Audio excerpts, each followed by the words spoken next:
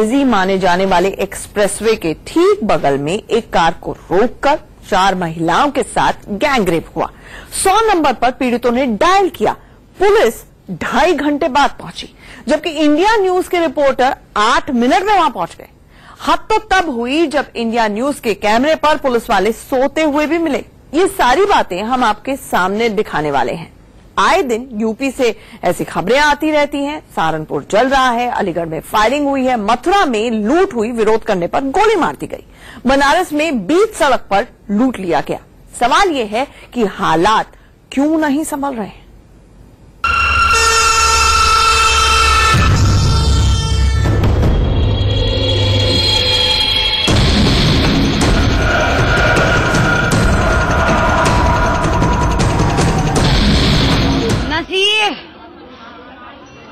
और ये मुन्ना सायलम से गोली मरवाई नसीर ने खड़े होके शकील में।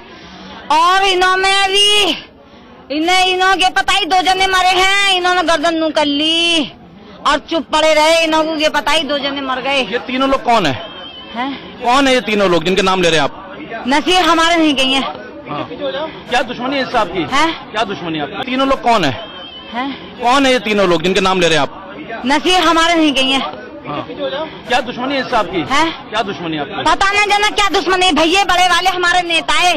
इन्हों में लड़ाई हो गई, उन्हों से ही दुश्मनागी बांध ली। फिर हमारे भैया को भी मार दिया इन्होंने। कब मारा था आपके भैया को? आज 7 साल हो गई। 7 साल बाद दोबारा घटना हुई है आपके? तो कल आप जब निकले रात को तब आप लोग पीछा कर रहे थे क्या? ना पीछे ही गए थे गाड़ी में, सफेद गाड़ी में, बेटे की ब्याह की गाड़ी में गए। कितने लोग थे आपको जब वहाँ घटना का अंजाम दे रहे थे? 3 तो गए हैं। मैं झूठ ना बोलूंगी और पता ना क्या है। पुलिस से क्या चाहते हैं आप? इंसाफ। जिस महिला के बयान आपने अभी सुने, ये वही महिला है जिसके साथ उत्तर प्रदेश के सबसे व्यस्त हाईवे में से एक यमुना एक्सप्रेस वे के बेहद करीब बुलंदशहर जेवर हाईवे पर गैंगरेप हुआ। एक तो नहीं, 4 महिलाओं के साथ गैंगरेप हुआ।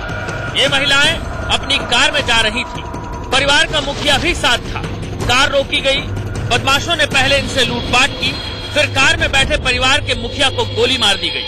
फिर महिलाओं के साथ गैंगरेप किया गया। हालत ये है कि ये महिला इतनी खौफ में है कि ठीक से बता भी नहीं पा रही कि हुआ क्या, और बार बार ये पूछना भी कि क्या हुआ झकझोर देता है। लेकिन सच सामने लाने के लिए सवाल करने होते हैं। पूरी घटना क्या हुई थी? भैया मैं बता भैया मिस्ता ना बोला जा रहा।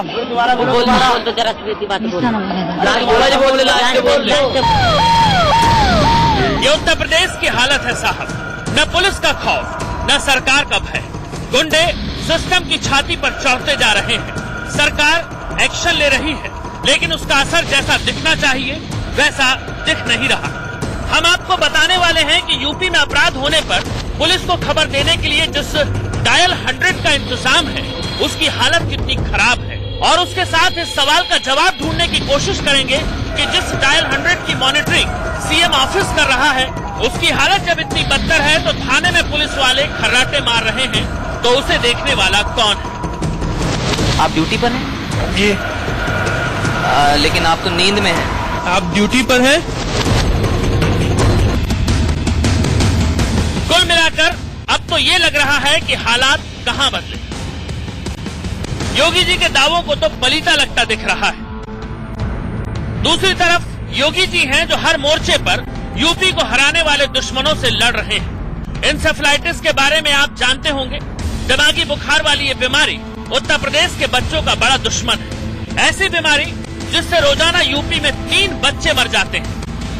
4 दशक से 40,000 बच्चे मर गए। खुद मुख्यमंत्री इसे हराने में जुटे। सुनिए क्या कह रहे हैं। हम लोगों ने पोलियो को भगाया है, फाइलेरिया को भगाया है, अन्य तमाम प्रकार की विषाणु जनित बीमारियों को भगाने में सफल हुए हैं। इंसेफ्लाइटिस अब हम लोगों के टारगेट में है।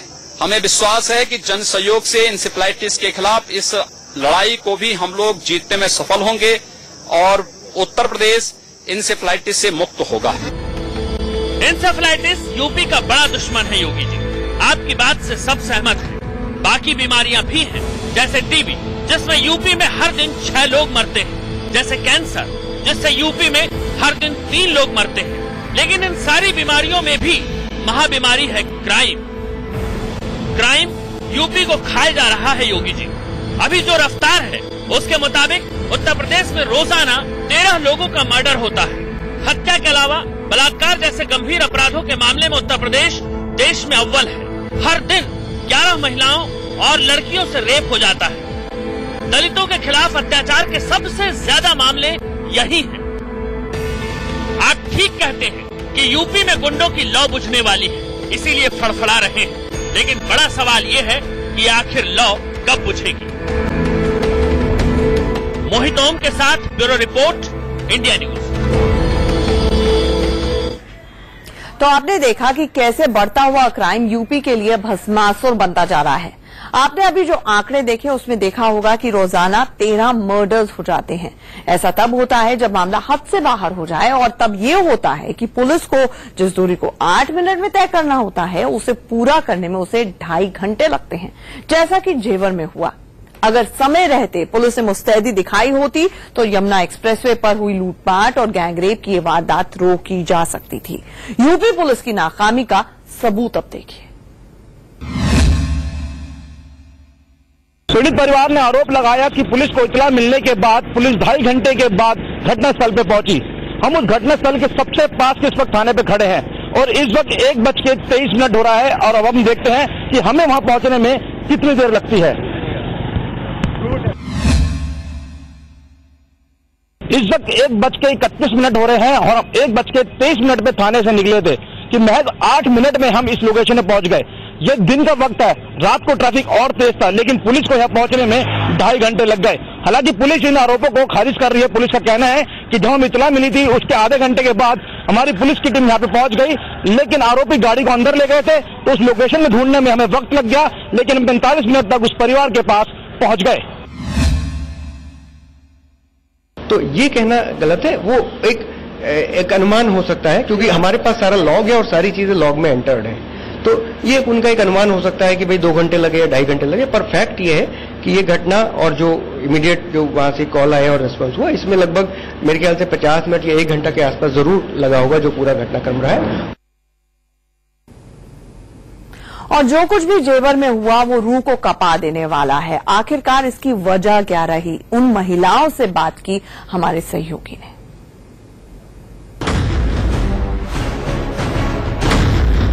दिल्ली से सिर्फ 70 किलोमीटर दूर दरिंदगी की इंतहा।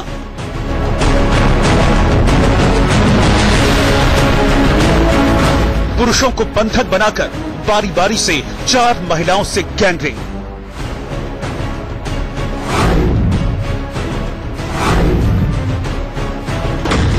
काश कोई फरिश्ता आता और उन्हें दरिंदों से बचा लेता।